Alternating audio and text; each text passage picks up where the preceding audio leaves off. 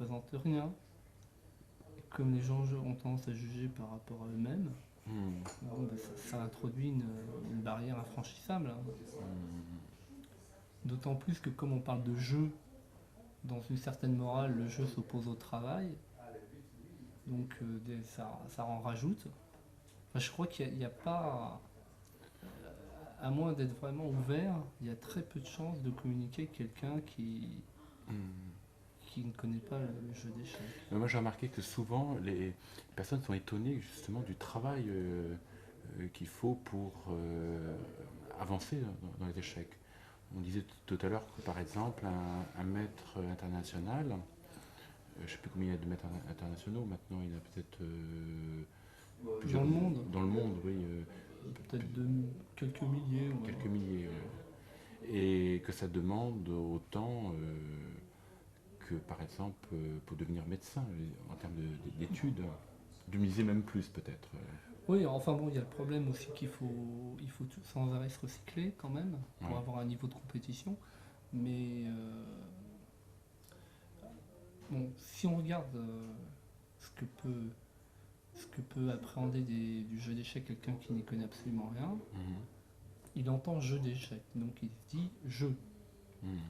Alors, il l'associe peut-être à jeu de casino, Mhm. ce qui n'a rien à voir. Bien sûr. Si on l'associe au jeu d'un acteur ou au jeu d'un musicien, Mhm. à ce moment-là, on n'est pas du tout étonné qu'il faille beaucoup étudier pour devenir un grand pianiste, ou un grand violoniste, ou je ne sais, un Mhm. chef d'orchestre. Ça paraît naturel qu'il faille passer énormément de temps. Pour le théâtre, encore, c'est un peu différent. Mhm. Mais ça paraît normal. Et encore qu'il y a des gens qui pensent que finalement, un artiste, c'est un peu une bouche inutile à nourrir. Mhm. Il y a encore cette mentalité-là qui existe chez certains. Mais disons que socialement, ça passe. Mhm. Parce qu'on est habitué. Et le jeu d'échecs, quelqu'un qui passe des. En plus, il faut beaucoup travailler. Il faut beaucoup travailler pour jouer, on dit. Donc, il s'en fout. Mhm. Et Ouais, effectivement, on arrive très naturellement à associer euh, les échecs et la folie. Surtout, alors on les associe pas directement, c'est un peu plus vicieux que ça. Mais je repensais à différents épisodes que j'ai pu voir au cinéma, par exemple, mhm. ou même à la télévision. Je me souviens d'un épisode avec le fameux inspecteur Colombo. Mhm. Il y a un épisode avec le jeu d'échecs. Et donc, il y a deux champions, il y en a un qui est fou. Le champion du monde, il est fou. Mhm. Donc, même si on n'associe pas directement à la folie, le jeu d'échecs, le fait que quand on est champion du monde, ça c'est sûr qu'on est fou, ça rejaillit sur tout le monde. Mhm. Pareil, le film avec Bruno Gantz, Dylan Alifou. L'échiquier de la passion. Un chier de la passion, oui. L'échiquier de la passion. Le type veut devenir champion du monde, donc il est fou. Ouais. Bon, je n'ai pas vu tous les films sur les joueurs d'échecs. Celui qui est le plus juste, à mon avis, c'est celui de Satyajit Ray. Oui. Parce que, justement, ils sont pas fous. Et que déjà, il évite cet écueil occidental. Ouais. Mais il préfère jouer aux échecs que s'intéresser aux choses que la société considère comme importantes. Mhm. Donc ça va pas, quoi. Il y a un problème. Je dirais qu'il y a un double problème, parce que bon, la société a raison en partie, et les joueurs d'échecs peuvent avoir raison dans une autre partie. Mhm. Donc et là, le film est très objectif par rapport à ça. Et si tu devais faire quand même faire comprendre à des gens qui ne jouent pas aux échecs le comment dirais-je la science qu'ils demandent, les qualités artistiques qu'ils demandent, qu'est-ce que tu pourrais dire sur ce jeu? Les règles du jeu d'échecs peuvent être apprises relativement rapidement. Oui. C'est vrai qu'elles sont moins rapides à apprendre que la belote que le jeu de dames, Mhm. où il y a moins de pièces différentes. Mais ça s'apprend relativement rapidement. Et puis il y en a qui vont s'amuser en jouant tout de suite, rapidement, qui vont être d'abord, même s'ils ne savent pas trop quoi faire au début, ils vont être fascinés, ils vont commencer à jouer, ils vont s'amuser. Puis il y en a d'autres qui vont laisser tomber, mais on peut en dire autant de beaucoup de choses. Mhm. Euh, c'est donc ceux qui auront la passion des échecs, ils s'amuseront avec les échecs, quel que soit leur niveau. Une erreur serait de croire qu'il faut être fort pour s'amuser. Je me suis interrogé sur ce qui m'attirait vers les échecs. Bon, il n'y a pas que le côté ludique, mais c'est un affrontement entre hommes où tout est sur la table. Il n'y a pas d'hypocrisie, on montre tout, tout est là. J'aime pas les jeux de cartes, je joue pratiquement pas aux cartes, je joue pas aux dés, ça m'intéresse pas, les jeux de dés. Mais les échecs, on a les mêmes chances. Alors on peut éventuellement bluffer au plan psychologique, taper très fort pour faire croire que je suis persuadé que c'est un bon coup. Enfin, on connaît tous ces combines pour impressionner l'autre, essayer de déstabiliser, etc. Mais dans une mesure certaine quand même, c'est quand même franc, ça fait partie du jeu. Mais on ne sort pas une pièce cachée dans la poche. Et ce qui me plaît, c'est que ça compense ma frustration, mon sentiment d'injustice. Parce que moi, je me suis posé la question quand j'avais 7 ans. J'ai envie de vivre, c'est illégal, pourquoi? Voilà. Et les échecs te donnaient un Et modèle les de échecs, réponse. oui, parce que là, on est tous pareils. Il y a l'égalité, on a les mêmes chances, et tout est clair. Il n'y a pas de fortune, il y a pas, on ne peut pas avoir des droits du fait qu'on est le fils d'un tel, ou qu'on a des relations, ou qu'on a du fric, ou qu'on a des pièces de rechange, ou qu'on a ceci ou cela. On est à égalité. C'est pour ça que j'aime le rapport humain installé par le jeu d'échecs sur un échiquier. Alors là, on joute. Et puis l'enjeu, c'est victoire ou défaite, ce qui prouve pas grand-chose en fin de compte, puisque en fin de compte, on fait toujours la même partie, toujours recommencer. Qui gagne, qui ne gagne pas, on peut être plus fort qu'un autre, moins fort, plus faible, etc. Mais ça n'engage pas les qualités ontologiques. Mais alors après, ce qui m'a amusé, et ce qui m'amuse maintenant beaucoup quand je fréquente les cafés d'échecs, les endroits où on joue aux échecs, c'est le comportement des joueurs. Où j'ai vu qu'il y a beaucoup de frustrés qui jouent aux échecs et qui ressentent une défaite comme une blessure narcissique intolérable. Et ça, c'est très amusant. À tout niveau d'ailleurs. Oui, c'est très très amusant. Qu'on pense. Alors, parce que moi, lui me connaît, on joue depuis longtemps aux échecs, je sais perdre une partie, je perds avec le sourire. Perdu, on gagne, on perd, et puis Et puis on passe à la suivante. Et puis on passe à la suivante, aujourd'hui ou un autre jour. Mais en tout état de cause, il y en a qui ne savent pas perdre. Voilà. Et parmi les joueurs professionnels, ils ont beaucoup plus de mal à apprendre à perdre qu'à apprendre à gagner. En fin de compte. Ils ont de très gros problèmes psychologiques qui sont Tarkover mis à jour. disait d'ailleurs qu'il y avait que quand on perd, on a toujours une excuse. Oui. Il disait, non, il disait, je crois qu'il avait une phrase qui était amusante. Oui. Il disait, on ne perd jamais une partie d'échecs. Oui. Il y a celle qu'on gagne et celle qu'on aurait dû gagner. L'attrait que tu as eu pour les échecs que tu avais à 4 ans, que tu avais à 9 ans et que tu avais plus tard quand tu as eu 17 ans, est-ce que tu trouves des points communs? C'est parce que tu disais cette envie de gagner. Oui, c'est la compétition, très clairement. La compétition, c'est dans toutes les étapes de la vie d'un joueur, c'est ce qui le fait avancer. Pourquoi est-ce qu'on a envie de travailler, de progresser? Eh bien, tout simplement parce qu'on sait qu'on va battre des joueurs qu'on n'arrivait pas à battre, qu'on va progresser, qu'on va comprendre des choses nouvelles. Mais je ne pense pas que ce soit un besoin de savoir plus. Ce qu'il faut, c'est vraiment qu'il y ait quelque chose de concret. Et aux échecs, c'est ça qui est bien, c'est quand même que quand on joue bien, quand on joue mieux, eh bien, on marque plus de points. Donc ça, c'est quand même un indicateur certain. Et je ne pense pas que je m'intéresserais une seule seconde au jeu d'échecs si jamais il n'y avait pas de partie d'échecs, ni de résultat. Mais ça aurait pu être un autre jeu aussi. Oui, bien sûr. D'ailleurs, je joue à beaucoup d'autres jeux. Je suis par nature très joueur. Et ça vient évidemment, je pense, de mon père, qui lui donc ne supporte pas les jeux d'argent, n'aime pas les jeux d'argent, se refuse à quoi que ce soit où il y a des paris en cours. En revanche, c'est pas mon cas, puisque pour moi l'argent n'est pas forcément un but, mais en tout cas un moyen d'arriver à un combat plus prenant, plus complexe, plus tendu, tout simplement. Donc c'est pas pour en gagner, mais c'est pour avoir un combat d'autant plus pétillant. on met en avant les valeurs de l'attaque et on oublie qu'une partie se construit.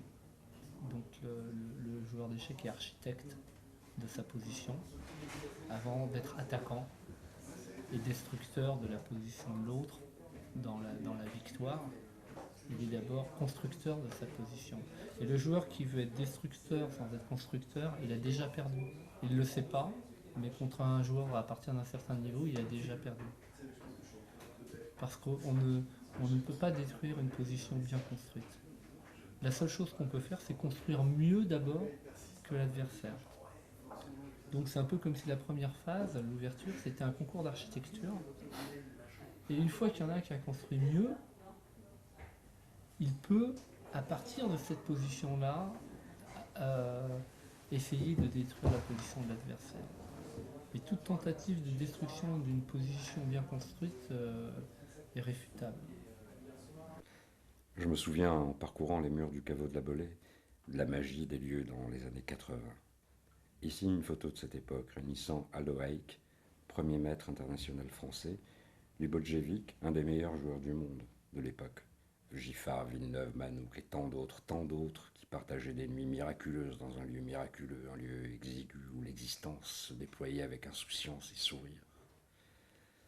Ces lieux avaient déjà été habités par d'autres, leurs noms peints comme si on voulait dessiner et retenir leurs ombres. Ces lieux et ces noms forment un seul personnage qu'on ne peut rencontrer que dans un présent imperceptible, un présent qu'on appelle esprit du lieu. Cet esprit du lieu très parisien par sa forme cosmopolite où les échecs étaient l'atout intellectuel. Ces lieux se sont reproduits à Paris, en Europe, jusqu'à leur essoufflement. Historiquement, ces lieux dans leur genre ont été créés et animés à Paris même.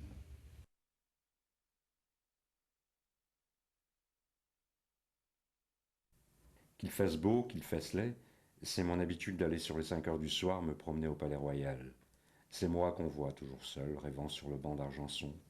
Je m'entretiens avec moi-même, de politique, d'amour, de goût ou de philosophie. J'abandonne mon esprit à tout son libertinage. Je le laisse maître de suivre la première idée sage ou folle qui se présente, comme on voit dans l'allée de feuilles nos jeunes dissolus marcher sur les pas d'une courtisane, à l'air éventé, au visage riant, à l'œil vif, au nez retroussé, quitter celle-ci pour une autre, les attaquant toutes et ne s'attachant à aucune. Mes pensées, ce sont mes catins. Si le temps est trop froid ou trop pluvieux, je me réfugie au Café de la Régence. Là, je m'amuse à voir jouer aux échecs. Paris est l'endroit du monde et le Café de la Régence est l'endroit de Paris où l'on joue le mieux à ce jeu. Ces chérets que font Assaut, le Gall le profond, Philidor le subtil, le solide Maillot, qu'on voit les coups les plus surprenants et qu'on entend les plus mauvais propos, car si l'on peut être homme d'esprit et grand joueur d'échecs, comme le Gall, on peut aussi être un grand joueur d'échecs et un sot comme Foubert et Maillot. Vous êtes difficile, et je vois que vous ne faites grâce qu'aux hommes sublimes. Oui, aux échecs, aux dames, en poésie, en éloquence, en musique et autres fadaises comme cela, à quoi bon la médiocrité dans ces genres? Paris fut au XVIIIe siècle la capitale du jeu d'échecs. Paris inventa le café, forme de salon qui s'est exporté avec l'esprit des Lumières. Ainsi naquirent le Procope et le Café de la Régence. Le Café de la Régence aujourd'hui disparu, où se côtoyaient musiciens, joueurs, hommes politiques, encyclopédistes. Le Procope est resté, mais vide de son esprit fondateur, arraché à son histoire. Les tableaux sont dressés, comme des pierres tombales. Sur le flanc ouest de l'Opéra Garnier, on peut voir deux statues d'anciens joueurs d'échecs côte à côte, Jean-Jacques Rousseau et Philidor. Jean-Jacques Rousseau est monté à Paris en pensant imposer son système musical et battre tout le monde au jeu d'échecs. Il ne réussit ni l'un ni l'autre, alors que Philidor fonda l'Opéra Comique et écrivit le premier ouvrage scientifique sur le jeu d'échecs, Analyse du jeu d'échecs. À 10 ans, il impressionna les joueurs du Café de la Régence. Il écrivit « Les pions sont l'âme des échecs », fixant ainsi le gain sur une supériorité en finale basée sur la promotion du pion en dame. Ainsi, il ouvrait la voie à de longues manœuvres, esquivant les attaques rapides. Il a encore aujourd'hui raison. Il fut de son temps le meilleur du monde. Comme tous les joueurs d'échecs, dès qu'on parle échec, vient un nom qu'on va dire mythique, vraiment mythique, c'est le Café de la Régence. Hein. Quel que soit l'endroit où vous vous trouvez sur la planète, vous rencontrez un joueur d'échecs, il apprend que vous êtes français, et le Café de la Régence. Le Café de la Régence, hélas, a disparu dans les années 55-56. Qu'est-ce que c'était? Un grand café. Un grand café. Quand je suis rentré dans ce café, j'étais évidemment médusé d'entrer dans ce café qui représentait, disons, les encyclopédistes avant tout. Voltaire, Diderot, d'Alembert, Rousseau, bien Ils se sûr. sont rencontrés d'ailleurs, là, Diderot et Rousseau au Café de la Régence. Ils se sont rencontrés, Oui. très probablement, oui. Parce que les salons, évidemment, où ils étaient... Oui, il y avait alors où ils le n'étaient pas grand admis. salon, Hmm. des colonnes grecques, des tentures rouges, ces grands salons du 18e. Ces grands salons du 18e. Et lorsqu'on entrait sur la gauche, on découvrait la table où avait joué Napoléon. Parce qu'on a quelques parties de Napoléon Ier, non hein, où notamment, il jouait très bien avec ses cavaliers. Cavalerie napoléonienne. Bon. On a des parties qui sont restées dans l'anthologie des échecs, bien sûr. Ton premier contact avec le Café de la Régence Alors, mon premier contact, c'est ça, c'est l'entrée dans un lieu mythique où il n'y avait que des tentures et puis sans doute les fantômes de tous ces gens qui avaient fréquenté ce café hein, et qu'on retrouve dans tous les livres. Dans tous les livres, pas seulement les livres d'échecs. Mais Philidor, notamment, Philidor. C'était également un café littéraire.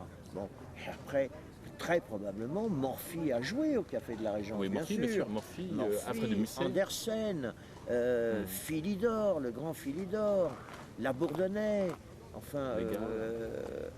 Légal. Légal, le Sire de Légal, oui, tous ces gens-là ont joué. C'était un lieu mythique qui aurait dû être protégé vraiment par... être classé monument historique. Alors il a été donné, je crois, à des restaurants, Borel, et puis ensuite, je crois qu'un Chinois, un Japonais, Ouais. un Japonais s'est installé également là. Maintenant, qu'est-il devenu, je n'en sais rien, mais pour moi, ça a été vraiment une immense déception d'entrer dans ce café où il n'y avait plus personne. C'est simple, il n'y avait personne. Et pourtant, à cette époque-là, dans les années, quand je parle des années 52-53, il y avait à Paris vraiment une multitude de joueurs d'échecs qui se sont évanouis ensuite. C'était tous ces juifs qui revenaient des camps ou qui étaient de passage à Paris pour se rendre soit aux États-Unis, soit en Israël. Donc, ils ne jouaient pas à la Régence, ils jouaient à Caïssa, boulevard des Italiens, qui était un grand café, et Caïssa disposait de 2 étages au-dessus du café, café brasserie, et il y avait encore deux autres cafés extraordinaires. Un s'appelait le Café de la Renaissance, qui était situé près du théâtre de la Renaissance. Et je me souviens, le propriétaire, qui était un joueur d'échecs, dès que la clientèle théâtre arrivait, on allait jouer dans la cave qu'il avait aménagée. Il avait aménagé une cave. On descendait à la cave en attendant que le flot des gens qui venaient au théâtre,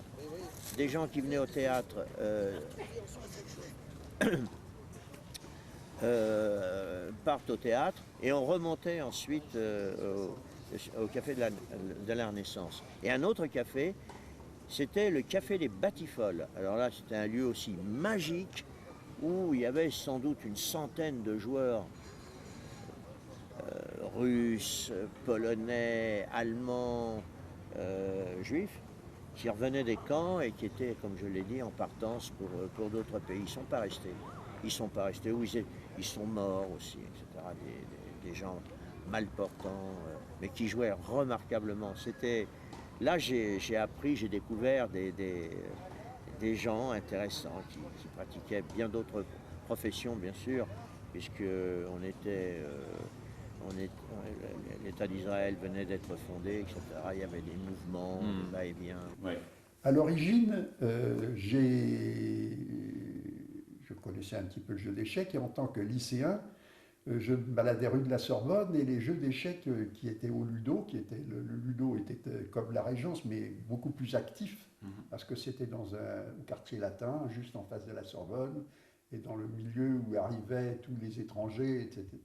Ils venaient là de leur province, de Pologne et d'ailleurs et on y jouait depuis des décades parce qu'on dit que Lénine a joué au Ludo. Aux échecs. Au Café de Régence aussi. Mais la Régence était déjà en perdition. Ah, à la oui. Régence, il y avait... Quelle année à peu près? Juste avant-guerre. Oui. Juste avant-guerre, j'ai dû commencer à jouer vers les années 35, par là, 36, 37, 38, 39. Tant que le Ludo a marché, j'habitais toujours sur la rive gauche, tant que le Ludo a marché, j'y suis venu, j'ai joué aux échecs, puis j'y ai appris à jouer au poker, au tarot, etc. C'était un endroit où on jouait à tous les jeux. Il y avait des billards, c'était un endroit assez extraordinaire. Alors, à cet endroit-là, j'ai, pour ainsi dire, appris à connaître tous les étrangers, les Arméniens, les Juifs. Et puis, alors, moi qui étais d'une famille très française, ça me paraissait tout à fait extraordinaire, tous ces gens-là. Et c'est là que je les ai connus. Et avant de vous en parler, je dois vous dire que les échecs ont joué un rôle très important, bien que je sois qu'un amateur dans ma vie, parce que, et mon frère aussi, qui venait aussi y jouer, parce que les échecs ont eu une influence déterminante sur une partie très importante de notre existence, c'est-à-dire dans la résistance. Mon frère a été mis en prison par Pétain au camp de Mozac, où il était avec des officiers anglais, Cassou et d'autres personnalités importantes. Et là, comme il jouait bien aux échecs et qu'il battait les officiers anglais, on lui a dit, écoutez, quand tu vas sortir avant nous, il faut que tu viennes travailler avec nous. Et c'est comme ça qu'il est devenu un chef de réseau important à cause de sa puissance aux échecs. Et là, c'est pour dire que les échecs Les échecs, ça a déterminé notre vie, parce que sans les échecs, sans la connaissance d'Alberstadt, et lui sans sa force dans le camp de Mozac, on serait resté on n'aurait pas utilisé nos compétences. Nous avons une façon de regarder les humains presque en ethnologue, c'est-à-dire que, c'est comme ça que c'est-à-dire une grande distanciation par rapport à tout ce qui est social, la société humaine. C'est pas qu'on est contre, c'est pas du tout qu'on soit contre, non. Simplement, on a à peu près le même état d'esprit qu'un ethnologue qui va chez les Zoulous. C'est-à-dire, on sait... Et votre fréquentation justement du milieu des jeux, ça vous donne pas une distance par rapport à... Ah ben ça a commencé comme ça. Il y a eu une formation. En voyant tous ces gens, tous ces étrangers, en voyant tout ça, et puis ensuite, moi j'étais communiste à l'époque, il y a eu les rafles, il y a eu tout ça. Et alors tout ça, ça nous a amené après la plus grande distanciation, ça a été au moment de la guerre, quand je me suis aperçu qu'il y avait 40 millions de Français qui avaient un avis différent des 200 000 ou quelques... Et que partout, on se faisait, quand on voulait proposer de faire on se faisait rembarrer, on se faisait... Ah oui, alors, il y avait une passivité par rapport à l'occupant. Vous savez bien qu'il y a 40 millions de pétillistes et un certain nombre, 10 ou 15 000 résistants au début pendant un an. Ouais. On se faisait courir après, quand j'ai fait les premières actions dans Paris, on se faisait courir après. On ne pouvait pas faire grand-chose, on jetait des pierres dans les bureaux d'embauche, les bureaux d'embauche que les Allemands avaient mis. Et il fallait faire attention, les gens vous arrêtaient parce qu'ils disaient qu'ils allaient avoir des problèmes à cause de fous. Alors Tartakover s'installait à Caïssa, devant un échiquier. Il dormait généralement jusqu'au moment où un de ses clients, on va dire, entre guillemets, arrivait. C'était docteur Intel, docteur Intel, docteur Intel. Docteur Falk. Falk notamment, le docteur Falk, richissime collectionneur, arrivait et il faisait quelques parties avec le docteur Falk. Tout en lisant son journal. Il lisait son journal, Tartacover, mais c'était pas vexant, hein, c'est parce qu'on savait que c'était un grand maître. Il ouvrait son journal quand c'était pas à lui de jouer. Et quand l'autre avait joué, il abaissait son journal, faisait son coup, il reprenait son journal. C'était extraordinaire. Moi, je l'ai vu, ça. Je l'ai vu. Mais personne ne s'en offusquait. Hein. Ça semblait tout. Il y avait un autre jeune russe, Tcherbakov. Ah, Tcherbakov. Alors, Tcherbakov était le grand blitzer parisien qui pratiquement habitait le cercle Caïssa. Je me demande s'il n'y a pas dormi non plus. Et alors, il ne s'affrontait jamais avec Tartacover, bien entendu. Il respectait vraiment Tartacover, qui avait un charme et un charisme vraiment irrésistible. Hein. Même lorsqu'il a atteint les 75 ans et qui ne jouait pas aussi bien que lorsqu'il a pu, à une époque, défier le champion du monde. Bon, il faut rappeler que Tartacover était de la génération des Rubinstein, Capablanca, Alekhine, Bogolyubov, Réti. Des centaines de joueurs ont matché contre Tartacover. Tartacover, comment c'est passé? Donc il a eu un rôle pendant la Résistance? Oui, il a joué un certain rôle dans la Résistance. Il a pu communiquer à Londres par l'intermédiaire du jeu d'échecs. Les parties étaient codées. Je ne sais pas de quelle façon, mais je me suis laissé entendre dire ça absolument, c'est confirmé. Hein. Oui. Il vivait en France?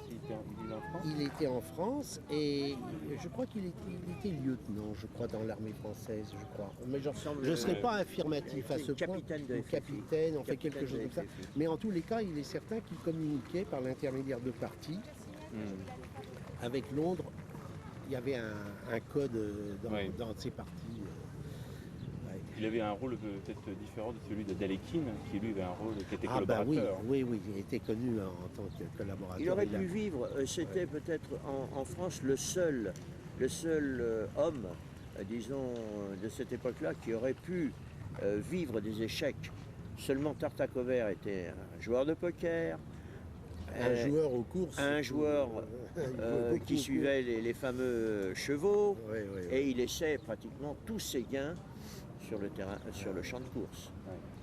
Et malgré les nombreux sponsors, parce qu'il était admiré en France, hein, il était très admiré, très soutenu par Madame Le Bay de Tailly, qui était la présidente du cercle Caïssa, qui le soutenait, qui le salariait pratiquement, indépendamment, comme je l'ai dit, de très nombreux clients, on va dire entre guillemets, auxquels il faisait le plaisir de jouer et qu'il l'arrosait, mais vraiment généreusement, on va dire. Généreusement, parce que c'était un être qui le méritait. On était fiers de pouvoir serrer la main de Tartacover ou d'assister à une partie de Tartacover. C'était, encore une fois, il faisait partie de ces 20 joueurs qui ont illustré les 50 premières années du XXe siècle. Tu peux nous dire quelques mots sur cette période de la Bollée où on te voyait passer des nuits à jouer? C'est vrai que dans les années fin 70 à 83, on va dire de 76 à 83, j'ai fréquenté le caveau de la Bollée, qui était vraiment alors là le pinacle des joueurs nocturnes. On se réunissait pour boire des verres bien sûr, pour manger, et puis alors également pour jouer aux échecs. C'était un des rares endroits où on pouvait jouer la nuit et où on pouvait manger à 5 h du matin. Donc très souvent on se donnait rendez-vous là et les copains, et puis des fois on se bourrait la gueule, des fois on jouait, et puis après ça continuait chez l'un ou soit chez l'autre.